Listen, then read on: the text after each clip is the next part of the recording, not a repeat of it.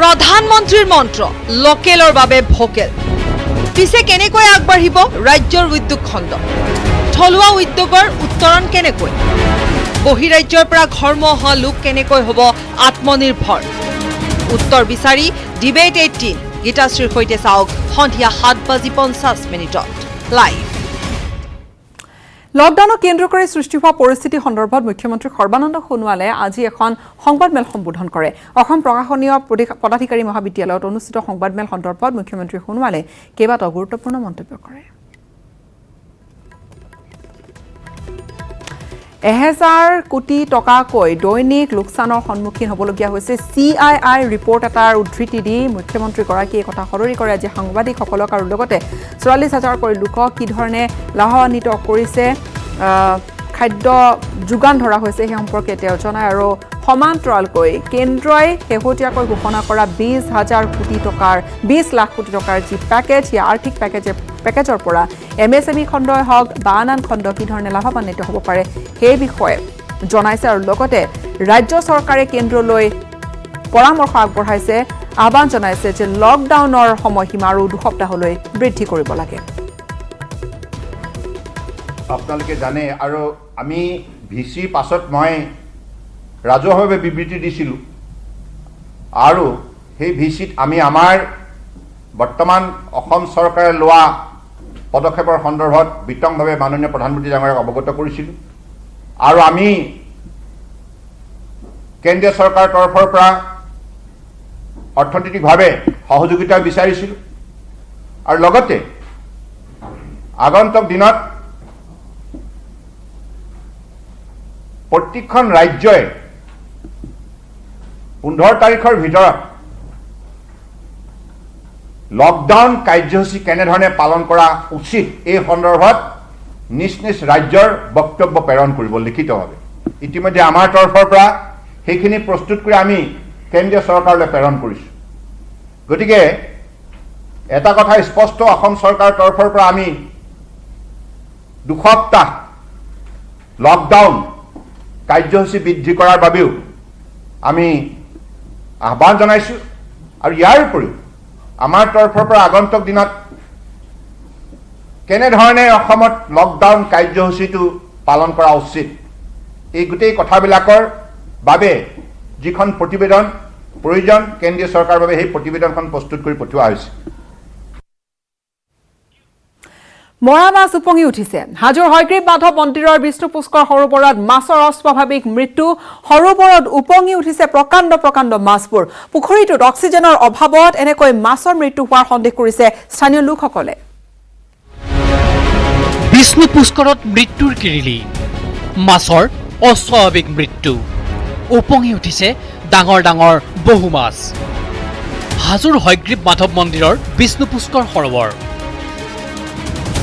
বিষ্ণু পুষ্কৰ সৰোবৰৰ মাছেই অন্যতম আকৰ্ষণ বিষ্ণু পুষ্কৰৰ আকৰ্ষণ এই মাছৰে ঘটিছে অস্বাভাৱিক মৃত্যু সৰোবৰত উপঙি উঠিছে প্ৰকাণ্ড মাছ পুখুৰীৰ পানীত অক্সিজেনৰ অভাৱৰ বাবেই মাছৰ মৃত্যু হোৱাৰ সন্দেহ প্ৰকাশ কৰিছে স্থানীয় লোকে কেইদিনমানৰ পৰা মাধৱ মন্দিৰৰ পুখুৰীৰ পানীটো একদম কলা পৰি গৈছে কলা পৰি যোৱাৰ ফলত আজিৰ পৰা 6-7 বছৰমান আগত তেনেকৈ কলা পৰি মাছৰ মৃত্যু হৈছিল যেতিয়া কলা পৰিছিল আমি গম পাইছিলোঁ যে মাছৰ কিবা হ'ব পানীৰ অক্সিজেনটো একদম কমি গৈছে তাত আজি ৰাতিপুৱা একদম যেতিয়া উঠিলোঁ দেখা পালোঁ ফায়াৰ ব্ৰিগেড আহিছে আৰু মাছবোৰ ভাহি উঠিছে তাত দেখা পালোঁ কেইটামান মাছ মৰিছে ইতিমধ্যে আৰু বহুত মাছ এনেকৈ উপঙি আছে অগ্নি নিৰ্বাপক বাহিনী আৰু স্থানীয় লোকৰ তৎপৰতাত এটাকৈ উঠোৱা হৈছে অস্বাভাৱিকভাৱে মৃত্যুমুখত পৰা মাছবোৰ লক্ষণীয়ভাৱে কিছুদিন পূৰ্বেও বিষ্ণু পুষ্কৰৰ মাছৰ এনেদৰে অস্বাভাৱিক মৃত্যু হৈছিল হাজোৰ পৰা Dhiraj Das news 18 Assam north east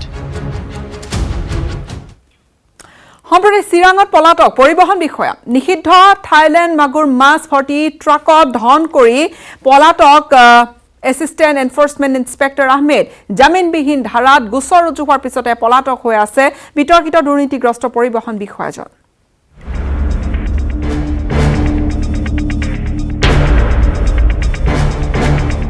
নিষিদ্ধ থাইলেণ্ড মাগুৰ মাছ ভৰ্তি ট্ৰাকত ধন দাবী কৰাৰ তথ্য পোহৰলৈ অহাৰ পিছতেই পলাতক হ'ল চিৰাঙৰ assistant enforcement inspector Asif Ahmed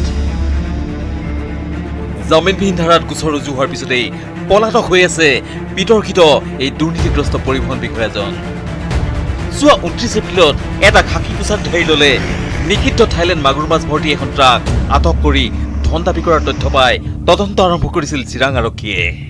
ইয়াৰ পিছতেই আৰক্ষীয়ে বহিৰাজ্যৰ পৰা অহা ট্ৰাকখন জব্দ কৰাৰ পিছতেই পোহৰলৈ আহে চাঞ্চল্যকৰ তথ্য। আৰক্ষীৰ নাম লৈ খাকী পোছাকধাৰী পৰিবহণ বিভাগৰ দল এটাই 7,50,000 টকা দাবী কৰি ট্ৰাকখন দিনটো আবদ্ধ কৰি ৰখা বুলি অৱগত হয় চিৰাং জিলাৰ আৰক্ষী অধীক্ষক সুধাকৰ সিঙে।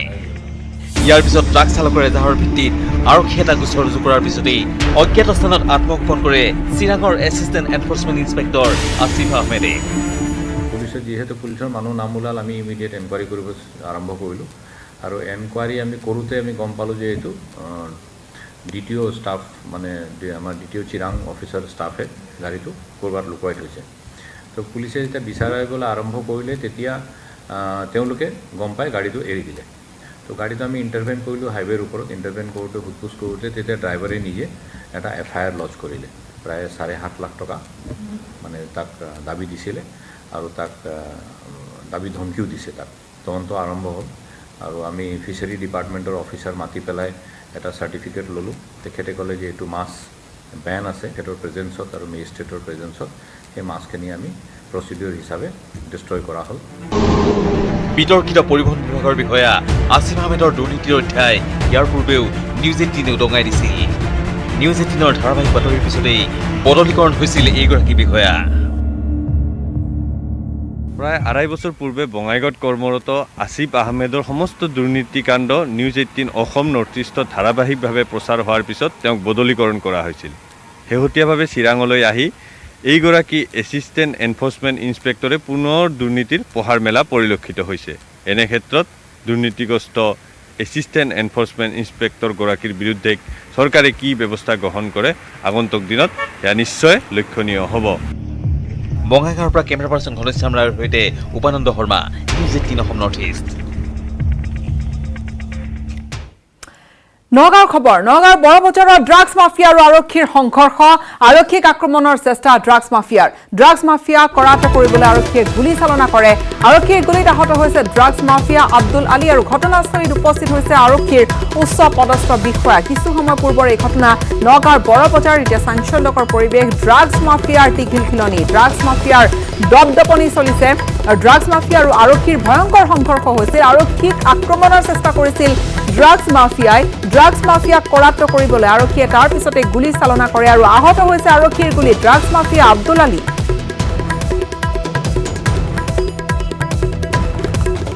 ডিউটি কৰোঁতে কাজিয়া পেচাল নিচা লাগিছিলে, তেনেকুৱা এটা হৈছে। জাষ্ট আমি এতিয়া প্ৰিলিমিনেৰী হেৰিখিনি আমি কৰিলোঁ, জাষ্ট আমি আহি পাইছোঁ। তাৰপিছত আমি সঠিক কি হৈছিলে গম পাম। আমাৰ এনেই ABSI এজন হয় সঠিক পনীয়া, তেওঁ ইয়াতে ডিউটি আছিলে। চ' এতিয়া ওচৰ পাজৰ ৰাইজৰ পৰা এইখিনি গম পাইছোঁ যে কিবা এটা লৈ পেলাই ইয়াতে কাজিয়া এটা লাগিল। আমাৰ হেৰিজনৰ ওপৰত এটেক দিছে, আমাৰ অফিচাৰজনৰ ওপৰত। তেওঁ কামুৰিছেও, তেওঁ চোলাও ফালিছে, পিষ্টলটোও ল'ব ধৰিছিলে। মাৰপিট হৈছে পুলিচৰ লগত আৰু পাব্লিকৰ লগত। পিষ্টল কাঢ়িবলৈ চেষ্টা কৰিছিল, পিষ্টল কাঢ়িবলৈ চেষ্টা কৰিছিল নেকি? তেনেকৈ মই দেখা নাই। গুলী যেতিয়া কৰিছে তেতিয়া আমি দেখিছোঁ গুলী কৰিছে, আৱাজটো যেতিয়া চাউণ্ড পাইছোঁ। আৰক্ষী দুজন মানে তেওঁ চাব ইন্সপেক্টৰ আছিলে, ABSI হয়, আৰু দুজন ডক্টৰো আছিল।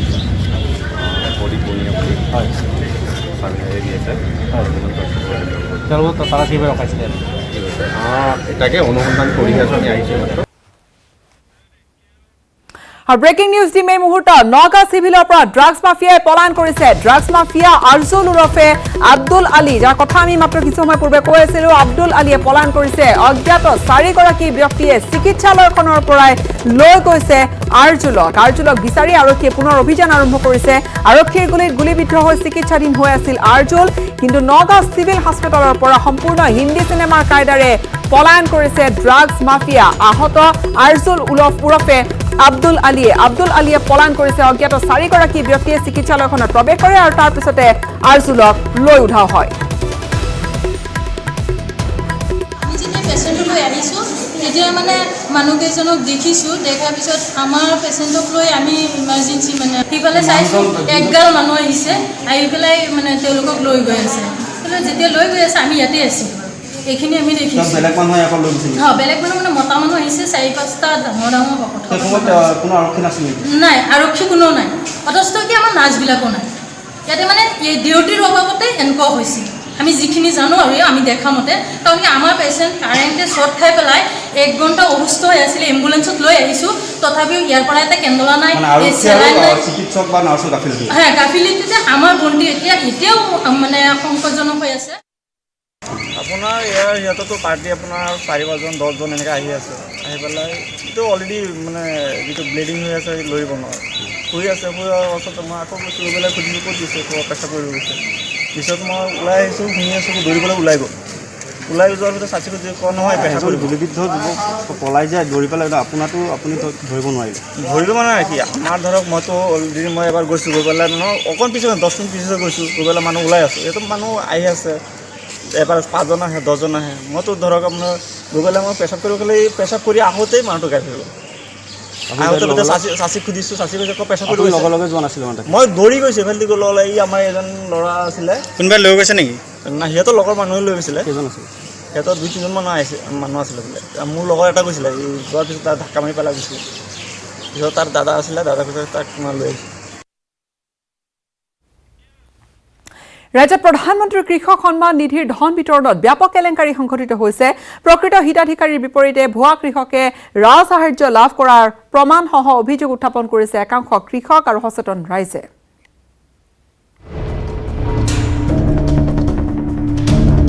আঁচনিৰ নাম প্ৰধানমন্ত্ৰী কৃষক সন্মান নিধি আঁচনিৰ ধন লাভ কৰিছে চৰকাৰী চাকৰিয়ালে প্ৰকৃত হিতাধিকাৰীক বঞ্চিত কৰি একেটা পৰিয়ালৰে কেইবাজনেও লাভ কৰিছে প্ৰধানমন্ত্ৰী কৃষক সন্মান নিধিৰ ধন ৰাজ্যৰ ভিন্ন প্ৰান্তত উত্থাপিত হৈছে প্ৰধানমন্ত্ৰী কৃষক সন্মান নিধিৰ আঁচনিৰ ধনৰ ক্ষেত্ৰত দুৰ্নীতিৰ অভিযোগ ৰহা সমষ্টিৰ অন্যান্য পঞ্চায়তৰ লগতে আমতলা পঞ্চায়ততো প্ৰকৃত হিতাধিকাৰীৰ বিপৰীতে ভুৱা কৃষকে ৰাজ সাহায্য লাভ কৰাৰ প্ৰমাণসহ অভিযোগ উত্থাপন কৰিছে একাংশ কৃষক আৰু সচেতন ৰাইজে যিসকল চৰকাৰী কৰ্মচাৰী ৰিটায়াৰমেণ্ট তেখেতলোকৰ ঘৰত তেখেতৰ ঘনীয়েকেও পায় পুতেকেও পায় যিসকল এক্স ছাৰ্ভিচমেন ডিফেন্সৰ মানুহ আছে তেখেতলোকেও পোৱা আমি বিশেষ সূত্ৰে গম পাইছোঁ কিন্তু ঘটনা হ'ল কি আমাৰ প্ৰকৃত কৃষকসকল আজিও পোৱা নাই তিনিচুকীয়াৰ কাকপথাৰ পঞ্চায়তত একেজন হিতাধিকাৰীৰ নাম আছে ৭৬ বাৰ জিলাখনৰ কুমচাং হাকহাটি পঞ্চায়ততো কিষাণ সন্মান নিধি হিতাধিকাৰীৰ বাছনিত ব্যাপক অনিয়মৰ অভিযোগ উত্থাপন হৈছে যেহেতু এই বুথ সমিতিৰ সভাপতি সভানেত্ৰী টুটুমণি বৰুৱা তেওঁ নিজকে মানে নিজৰ হিচাপত লিষ্ট বনাই কৰি বৰ্তমান এতিয়ালৈকে তেওঁলোকে নিজৰ লিষ্ট বনাই বহুখিনি কাম কৰি আছে ভুৱা হিতাধিকাৰী তথা একাংশ পঞ্চায়তৰ প্ৰতিনিধিয়ে ব্যাপক দুৰ্নীতি সংঘটিত কৰাৰ অভিযোগ মৰিগাঁৱৰ মালৈবাৰী গাঁৱৰ কৃষকৰ আচ্ছা মই এজন খেতিয়ক মই এইটো গম পাই লিষ্টখন চালোঁ চাই দেখোঁ যে চব ভুৱা মানুহৰ নাম আৰু বৰপাক পঞ্চায়তত আমাৰ মুছলমান মানুহ এজনো নাই ইয়াতো শ মানুহৰ নাম সোমাইছে মুছলমান মানুহৰ মঙলদৈত আঞ্চলিক পঞ্চায়তৰ সদস্যৰ লগতে একেখন ঘৰত 10 গৰাকীৰ নামত সোমাল প্ৰধানমন্ত্ৰী কৃষক সন্মান নিধিৰ ধন এই লিষ্টখনত আমি দেখিছোঁ যে এখন ঘৰৰ গোটেইখিনি ঘৰৰ দাদিয়াক খুৰীয়েক ভতিজা ল'ৰা গোটেইখিনি নামে আহিছে আৰু কোনো আহিবলৈ বাকী নাই তেনেকুৱা ক্ষেত্ৰত আমি এনেকুৱা যদি জনপ্ৰতিনিধিয়ে বা কোনে কৰিছে লিষ্টখন যিয়ে লিষ্টখন ঘৰত কৰে বা নিজে জনপ্ৰতিনিধিগৰাকীয়েও পাইছে সামগুৰিৰ প্ৰায় কেইটা পঞ্চায়ততে পঞ্চায়ত প্ৰতিনিধিসকলে নিজৰ নামতে আঁচনিৰ ধন সৰকোৱাৰ অভিযোগ উত্থাপিত হৈছে বহমপুৰ আৰু চামগুৰি সমষ্টিৰ অন্তৰ্গত পঞ্চায়তসমূহতো এই ক্ষেত্ৰত হিতাধিকাৰী নিৰ্বাচন কৰাত ব্যাপক খেলিমেলি সৃষ্টি হোৱা পৰিলক্ষিত হৈছে গতিকে ইয়াতে দেখা পোৱা গৈছে আৰু আমাৰ হাতত থকা তথ্য অনুযায়ী একাংশ চাকৰিয়াল আৰু একাংশ মহিলা আৰু এঘৰতে 2-3-4জনকৈও এই ধনৰাশি তেওঁলোকে পাবলৈ মানে পাইছে বৰপেটাৰ সৰভোগত একাংশ বিজেপি নেতা আৰু নিৰ্বাচিত প্ৰতিনিধিৰ কৃষি বিভাগৰ বিষয়ে বিৰুদ্ধে উঠিছে দুৰ্নীতিৰ অভিযোগ কৃষকক বঞ্চিত কৰি সেনা বাহিনীত কৰ্মৰত চাকৰিয়ালৰ পত্নী, বিজেপি দলৰ নিৰ্বাচিত প্ৰতিনিধি, ব্যৱসায়ী, আৰ্থিকভাৱে সচ্ছল একেটা পৰিয়ালৰ ৩-৪জনকৈ লোকৰ নাম প্ৰধানমন্ত্ৰীৰ কৃষক সন্মান নিধিৰ তালিকাত সন্নিৱিষ্ট কৰাৰ অভিযোগ। সৰভোগ সমষ্টিৰ সমগ্ৰ পঞ্চায়ততে প্ৰায় 90% হিতাধিকাৰী অনিয়ম আৰু দুৰ্নীতিৰ মাজেৰে নিৰ্বাচন কৰা হৈছে। এই তালিকাত একেবাৰে চাকৰিয়াল ব্যক্তিৰ পৰা আৰম্ভ কৰি ব্যৱসায়ী অৱস্থা সম্পন্ন লোক, একেটা পৰিয়ালৰ ৩-৪জন এনেকুৱা লোকৰ নাম সন্নিৱিষ্ট হৈছে। নগাঁৱৰ বেংক অৱ বৰোদাত চামগুৰি সমষ্টিৰ কৃষকৰ নামত ভুৱা একাউণ্ট খুলি দুৰ্নীতিগ্ৰস্ত কংগ্ৰেছী নেতাই ধন সৰকোৱাৰ অভিযোগ উত্থাপিত হৈছে। দুৰ্নীতিগ্ৰস্ত পঞ্চায়ত প্ৰতিনিধি আৰু কৃষি বিষয়াই মিলি প্ৰায় ৩০০ ভুৱা একাউণ্ট খোলাৰ অভিযোগ। এজন মানুহৰ নামত 2টা, 3টা, 4টা একাউণ্টলৈকে আমি দেখা পাইছোঁ। নাম একেই, কিন্তু আপোনাৰ গ্ৰামীণ বিকাশত একাউণ্ট আছে, ষ্টেট বেংকত একাউণ্ট আছে, বেংক অৱ বৰোদাত একাউণ্ট আছে। গতিকে এই ক্ষেত্ৰত বিভাগীয় তদন্ত আমি দাবী কৰিছোঁ আমাৰ কৃষকসকলৰ ফালৰ পৰা। Bureau report, News 18 Assam north east. RTI কৰ্মী দুলাল বৰাৰ তথ্য বিচাৰি দেৰগাঁৱত ক্ৰাইম ব্ৰাঞ্চৰ তীব্ৰতৰ অভিযান। দেৰগাঁৱৰ 4খন শিক্ষা অনুষ্ঠানত অভিযান চলালে ক্ৰাইম ব্ৰাঞ্চে। ইয়াৰ পূৰ্বেও গোলাঘাটত ক্ৰাইম ব্ৰাঞ্চে চলাইছিল অভিযান।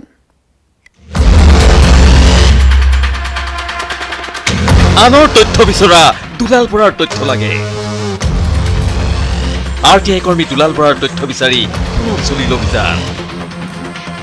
দেৰগাঁৱৰ 4খনকৈ শিক্ষানুষ্ঠান ক্ৰমে দেৰগাঁও কমল দুৱাৰা মহাবিদ্যালয়, দেৰগাঁও বালিকা উচ্চতৰ মাধ্যমিক বিদ্যালয়, মিছামাৰা উচ্চতৰ মাধ্যমিক বিদ্যালয় আৰু নেঘেৰিটিং হাইস্কুলত দুলাল বৰাৰ নথিপত্ৰ বিচাৰি ক্ৰাইম ব্ৰাঞ্চে চলালে অভিযান। এই শিক্ষানুষ্ঠান কেইখনৰ ভুৱা চিহ্নৰ উদ্ধাৰ হৈছিল RTI কৰ্মী দুলাল বৰাৰ গুৱাহাটীৰ বাসগৃহত। ইয়াৰ পূৰ্বেও গোলাঘাটৰ পূৰ্বাঞ্চলিক হায়াৰ ছেকেণ্ডেৰীত অভিযান চলাইছিল ক্ৰাইম ব্ৰাঞ্চে। এজন ব্যক্তিক RTI যোগে তথ্য বিচাৰি ধন দাবী কৰাৰ পিছতে জালত পৰিছিল এই দুলাল বৰা। তাৰ পিছতে এই দুলাল বৰাৰ বাসগৃহত চলা ক্ৰাইম ব্ৰাঞ্চৰ তালাচীত উদ্ধাৰ হৈছিল দেৰগাঁৱৰ বহুকেইখন শিক্ষানুষ্ঠানৰ ভুৱা চিল আৰু প্ৰমাণ পত্ৰ।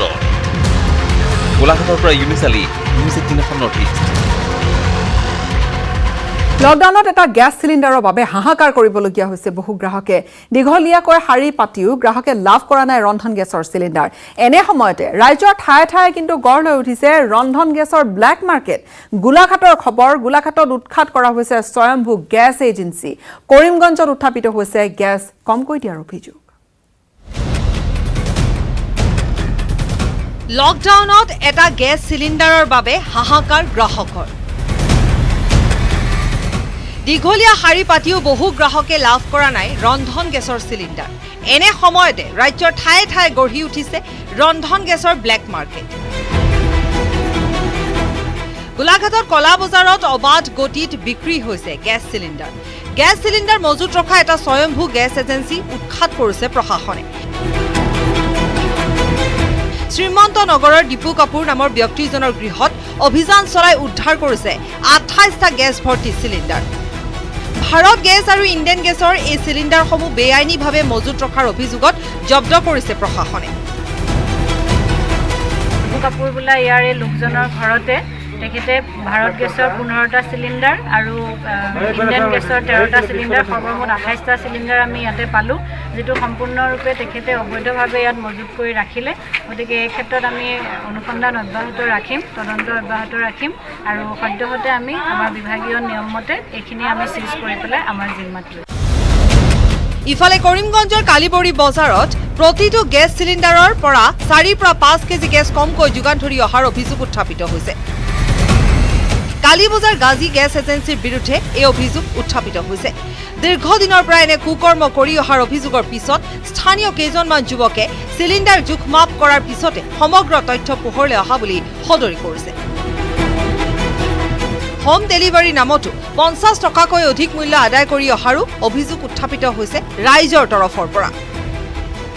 গোটেই গাড়ীত যিমানকেইটা গেছ আছে 128 গেছ চিলিণ্ডাৰ আছে, ঠিক আছে, গোটেইকেইটাত মানে মেক্সিমাম 5-6 কিলোলৈকে মানে কম আছে, ঠিক আছে।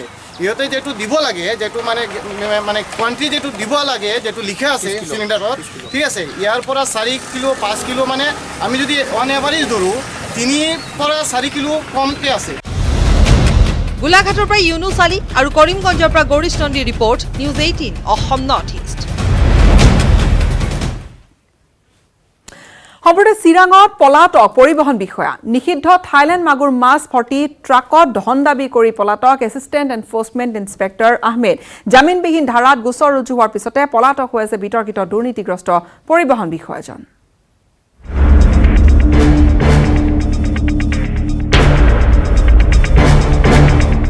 নিষিদ্ধ থাইলেণ্ড মাগুৰ মাছ ভৰ্তি ট্ৰাকত ধন দাবী কৰাৰ তথ্য পোহৰলৈ অহাৰ পিছতেই পলাতক হ'ল চিৰাঙৰ assistant enforcement inspector Asif Ahmed.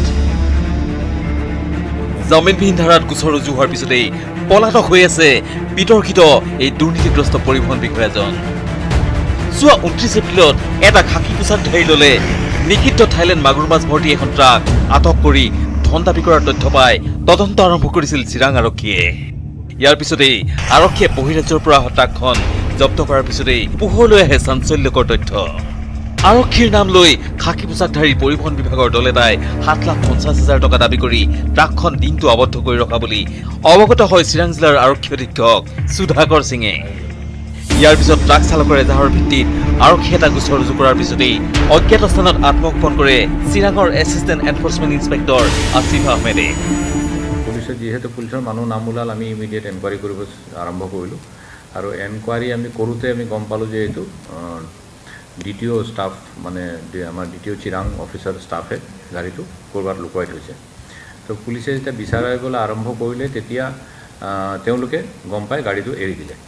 তো গাড়ীটো আমি ইণ্টাৰভেন কৰিলোঁ হাইৱেৰ ওপৰত। ইণ্টাৰভেন কৰোঁতে সোধপোছ কৰোঁতে তেতিয়া ড্ৰাইভাৰে নিজে এটা FIR লজ কৰিলে।